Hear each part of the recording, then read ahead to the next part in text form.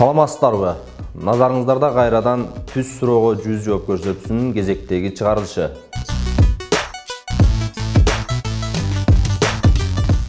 Бүгүн биз сиздер менен Батыралы Сыдыков атындагы Кыргыз-Өзбек эл аралык университетинин Бириккен кесиптик бирлик комитетинин жүргүзүп жаткан иштери боюнча кенен маалымат беребиз. Бул багытта биз аталган комитеттин жүргүзүп жаткан иштерин жакындан маалымат берүү үчүн Кыргыз-Өзбек эл аралык университетинин Бириккен кесиптик бирлик комитетинин төрагасы Эгембердиев Шералы Манапович агайыбызды чакырганбыз. Агай, куш келипсиз биздин студиябызга. Кушубак болуңуздар, рахмат. Өзүңүзгө маалым болгондой, буга чейин биз университеттин ар тараптуу багыттары боюнча тиешелүү адистерди чакырып, кызыктырган суроолорубузду берип, тиешелүү жоопторду алганбыз. Дал ошол багытта сиздердин жүргүзүп жаткан иштер боюнча кенен маалымат алалы деп бүгүн студиябызга сизди чакырып отурабыз, агай. Алгачкы эле суроо мындай болсун. Профсоюз уюму жалпы ушул эмгекчилердин уюму катары коомчулукта белгилүү да. Анан бүгүнкү күндө бул уюм ушул сиздердин ушу Бириккен кесиптик бирлик уюму канчалык деңгээлде өзүнүн вазифасын аткарып атат? Рахмат. Жакшы суроо болду. Биздин кесиптик бирлик комитет мурда бул профсоюз комитет деп аталып калган.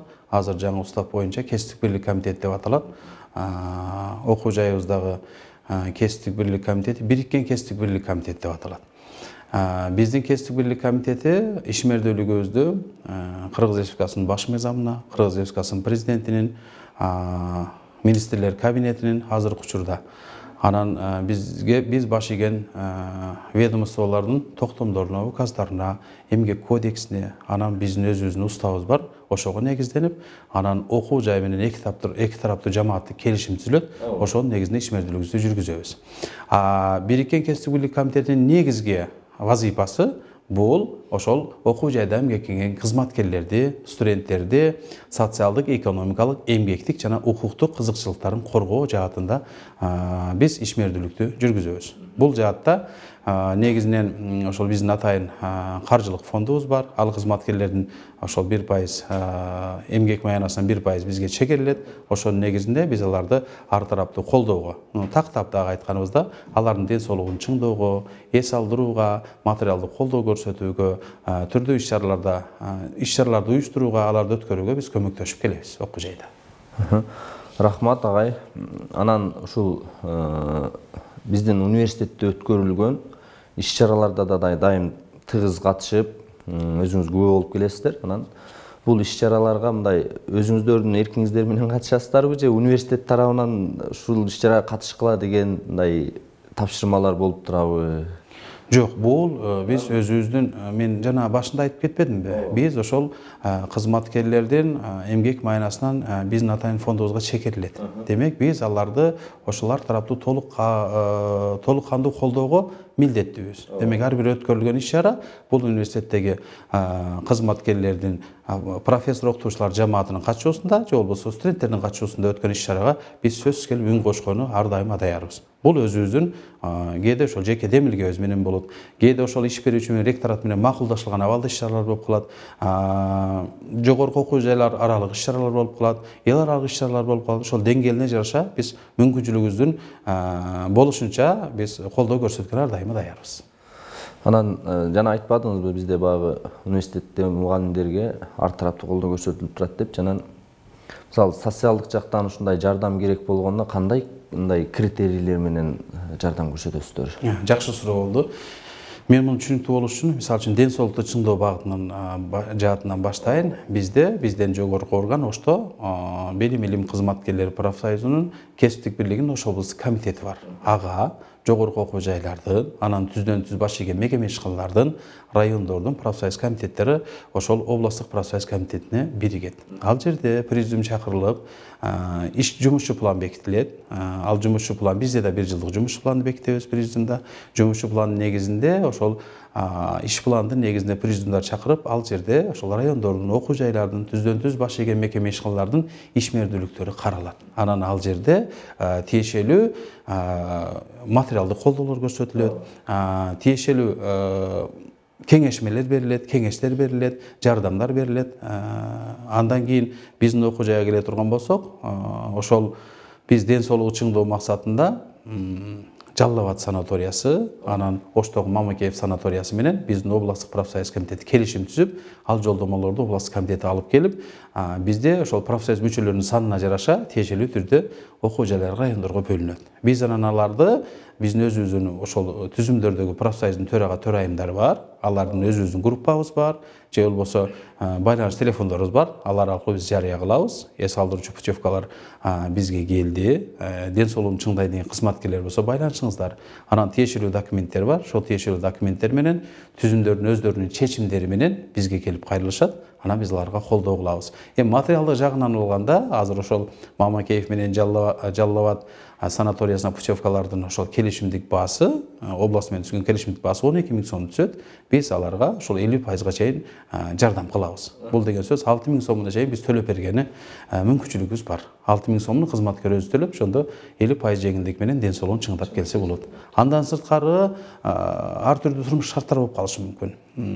Жалгыз бейнелер болуп калышы мүмкүн. Аларга ошол тиешелүү түзүмдөгү биздин төрага төрайымдардын билдирүүсү менен баягы биз айткан ошол финансылык документтерди топтоп келсе, биз аларга дагы колдоо көрсөтөбүз. Негизинен ошол факультет колледждердеги ошол бириккен кесиптик бийлик комитетинин мүчөлөрү ошолор сиздерге түзүмдөрдөгү төрага төрайымдар бар. Алар аркылуу бизге маалыматтар келет. Биз алар менен тыгыз байланышта болобуз, керек болсо күн сайын байланышта болобуз. Ошондой эле студенттерге да мына ушундай колдоо кылабыз. Анан бир гана айта кетчү нерсе, бизге бюджеттик негизде окуган студенттер мүчө болуп калат. Биздин мүчөбүз болуп эсептелет, себеби стипендиясынан пайызы бизге чекерилет. Ошонун эсебинен биз аларга колдоо көрсөтүлөбүз. Келишимдик негиздегилер? Келишимдик негиздегилерге мисалы турмуш шарты оор болуп калса, аларга да биз шартыбызга жараша макулдашуу менен ошол мыйзамды бузбагандай абалда жардам көрсөткөн аракет кылабыз. Анан ошол эле учурда ошол бизде эмгектенген кесиптештерибиздин ошол профсоюз уюмуна мүчө катар кабыл аласыздар да? Ошолор кандай шартта кабыл алынат? Анан алар эгерде бир кандайдыр бир туура эмес иштерди кылган болсо, аларды жазага тартып, ошол уюмга мүчө болуудан чектеп коюу шарттары да барбы сиздерде? Бул нерсе мындай, ошол Кыргыз Республикасынын баш мыйзамында, эмгек кодекстеринде жана ошол уставтарда профсоюзга мүчөлүккө кабыл алуу ошол кызматкердин өз эрки. Өз эрки менен арыз жазып бизге мүчө боло алат, өз эрки менен арыз жазып бизде мүчөлүктөн чыга алат.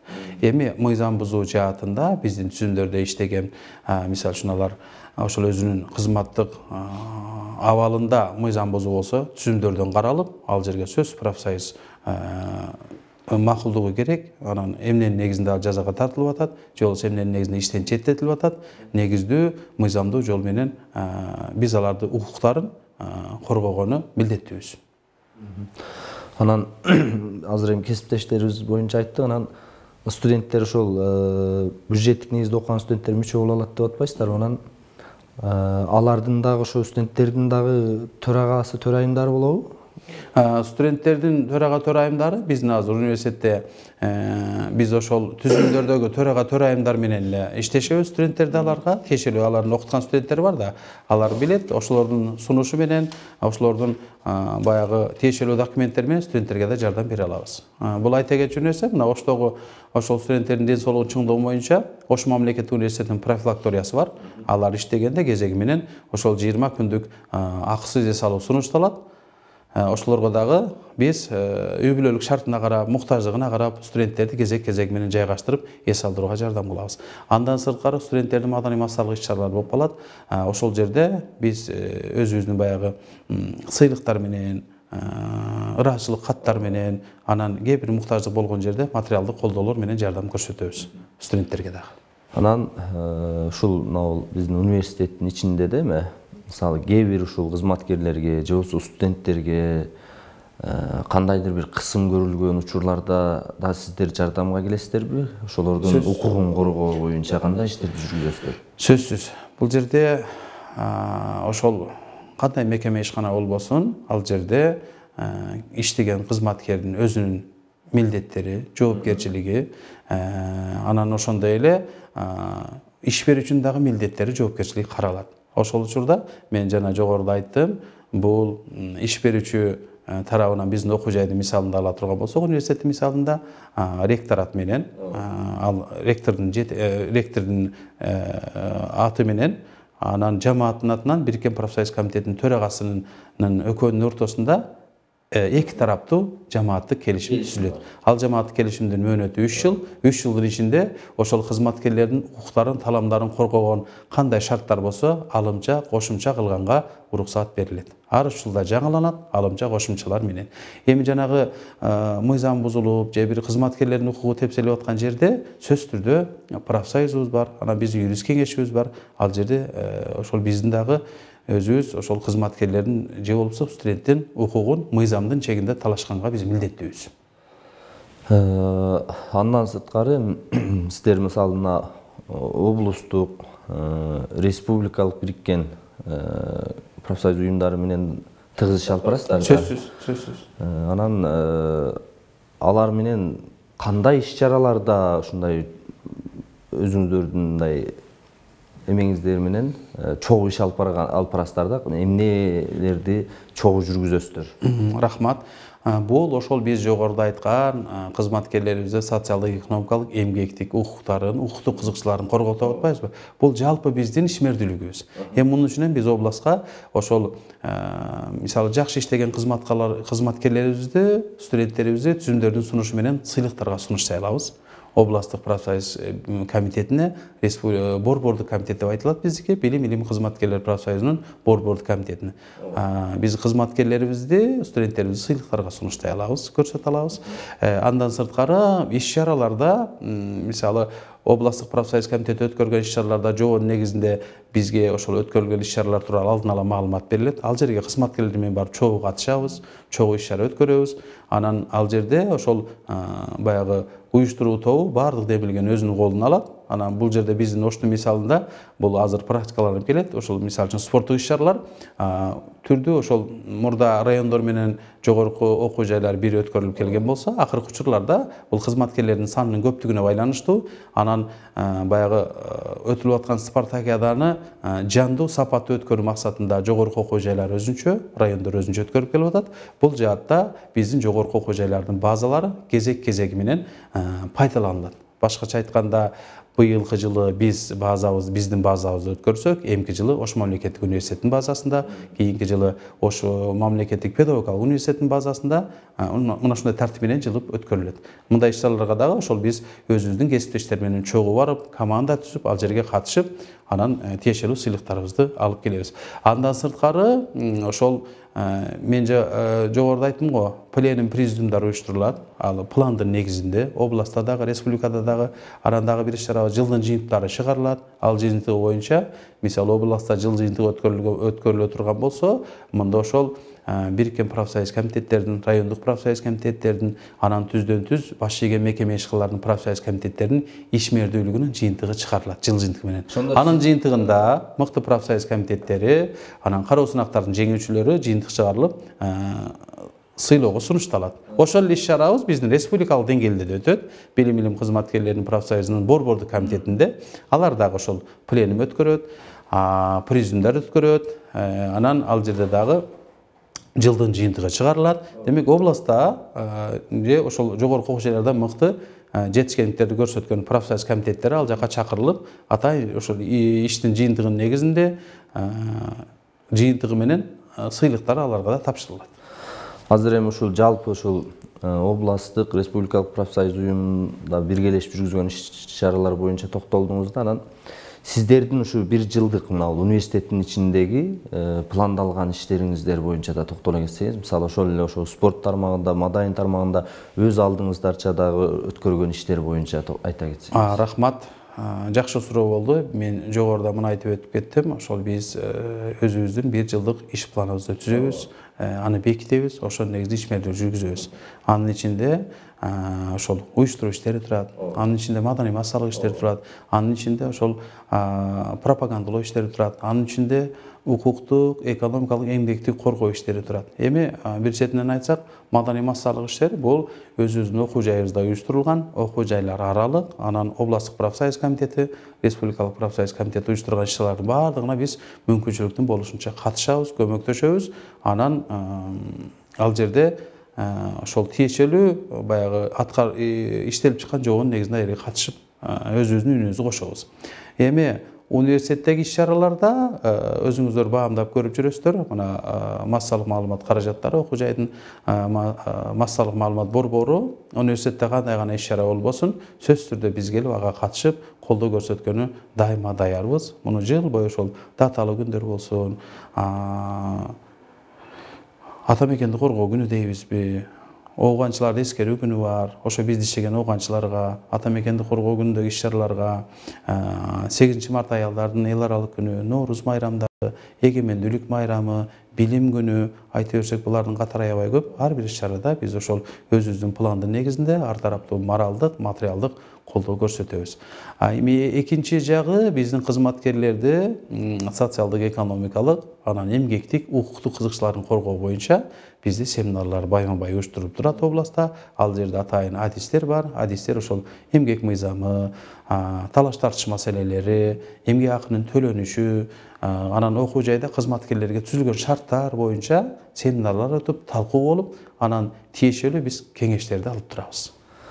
Анан жанагы каржы маселеси боюнча дагы токтоло кетейин деп атам. Башында айттыңыз, бизге мүчө болгон кесиптештердин айлыгынан кармалат дедиңиз, жаңылбасам, Анан андан сырткары да сиздерге кандай мындай каржы булактары бар? Ушул Андан сырткары каржы булактарыбыз жок. Бир гана биздин ошол Бириккен профсоюз комитетинин немеси фонду ошол кызматкерлердин эмгек маянасынын 1% которулуусунун эсебинен ал жерде биз ишмердүүлүгү жүргүзөбүз. Анын ичинен тиешелүү баягы налог которулат. Анын ичинен андан сырткары биз биздин өзүбүз жогорку орган 15%га чейин ал жака которобуз. Анан 33%га чейин ошол профсоюз комитетинин аппаратын кармоо үчүн бул анын эмгек маянасы, баягы керектүү буюм тайымдарына, мисалы үчүн кагаз алышыбыз мүмкүн, ушундай нерселерге жумшалат. Ошол жалпы ушу жүргүзүп жаткан иштериңиздер боюнча отчетун кимдерге бересиздер? Университетке бересиздерби же облустук, республикалык профсоюз? Бул Бириккен профсоюз комитети шайлануучу орган. Бул 5 жылга шайланат. Бул кызматкерлердин ошол окуу жайдын жалпы жыйынында же болбосо анда көрсөтүлгөн түзүмдөрдө көрсөтүлгөн делегаттардын катышуусунда атайын отчеттук конференция болот. Отчеттук конференцияда төрага 5 жылдык ишмердүүлүк боюнча отчет берет. Ал жерде суроо жооп талкуу болот. Андан кийин биз жылдын жыйынтыгы менен биздин өзүбүздүн пленум мүчөлөрүбүз бар. Аларга жылдагы өзүбүздүн ишмердүүлүгүбүз боюнча жылдын аягында отчет беребиз. Бул деген сөз декабрдын аягы. Ал жерде ошо пленум мүчөлөрүбүз бар.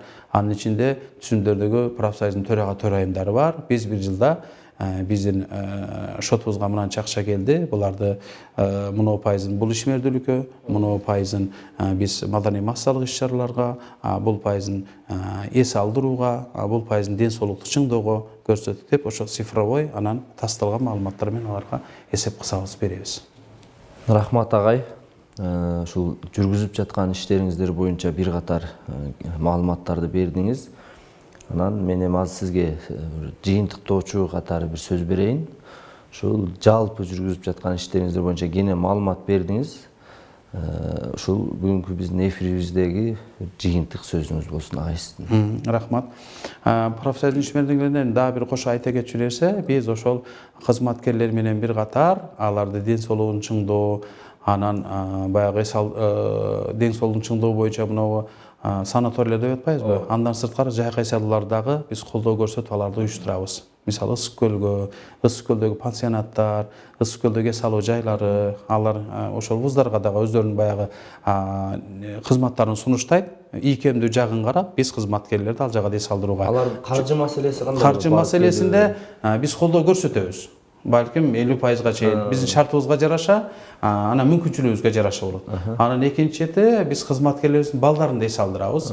Бул жаатта ошол биздин областтык комитет, анан биздин борбордук комитет буну жакшы саамалык кылып, жыл сайын ошол жайда атайын балдар үчүн дагы жолдомолорду берет. Ал жолдомолорго биздин балдар акысыз барып эс алып келишет. Андан сырткары баягы жаңы жыл алдында дагы кесиптештердин балдары үчүн дагы жакшы оюн зоокторду уюштуруп. Ооба, сөзсүз кесиптештердин балдары үчүн, анан биз баягы демилгелегенбиз, бизде иштеген ар бир кызматкерди сөзсүз эсепке алабыз. Аны менен биз эсепкана менен, анан биздин кадр кызматы менен ар бир кызматкердин эсебин алып, жаңы жылга карата алардын балдарына ошол жаңы жылдык белектерди даярдап беребиз. Андан сырткары алардын балдары үчүн жаңы жылдык балатын да уюштуруп беребиз. Бул да салытка айланган жыл сайын өткөрүлүүчү иш-чара. Эми жыйынтыктап айтканда, Бириккен профсоюз комитети ошол негизги максатыбыз ошол кызматкерлерди ар тараптуу колдоо, аларга көмөк көрсөтүү, жардам берүү, анан кызматкерлерге материалдык, моралдык демилге берүү, аларды күчтөндүрүү, шыктандыруу, жакшы эс алуусун камсыз кылуу, ошондой эле ошол эмгектик талаада мыйзам бузулган учурда алардын ошол кызыкчылыктарын, укуктуу кызыкчылыктарын, эмгектик кызыкчылыктарын коргоо биздин башкы максат болуп эсептелет. Анан айтайын дегеним, ошол бизде иштеп аткан кызматкерлерге, жамаатка ийгилик каалайбыз. Ыйык орозо Рамазан айында турабыз. Ошол айда жалпы замандаштарыбыздын, орозо кармаган замандаштарыбыздын кармаган орозолору кабыл болсун, ниет тилектери кабыл болсун. Жалпы эле кыргызстаныбызга өсүү өнүгүүнү каалайбыз. Анын ичинде окуу жайыбызга өсүү өнүгүүнү каалайбыз. Бар бололу, аман бололу. Кызматкерлерибиз дайыма ошол эмгегинен баар таап, үзүрүн көрүп, ар тараптуу ушул колдоо бар экендигин биз ишенимдүү айта алабыз. Рахмат агай, ушундай убактыңызды бөлүп, келип, өзүңүздөрдүн жүргүзүп жаткан иштериңиздер боюнча кенен маалымат бергениңиз үчүн ушул ыраазычылык билдиребиз. Мындан ары дагы ишиңиздер илгерилей берсин. Дайыма ден соолукта болуңуздар. Рахмат. Сиздерге да чыгармачылык ийгиликтерди каалайбыз. Урматтуу көрөрмандар, ушуну менен биздин программабыз соңуна келип жетти. Бүгүн бизде конокто Батыралы Сыдыков атындагы Кыргыз-Өзбек эл аралык университетинин Бириккен кесиптик бирлик комитетинин төрагасы, белгилүү алып баруучу агайыбыз Эгембердиев Шералы Манапович болду. Кайрадан эфир аркылуу жолугушканча саламатта туруңуздар.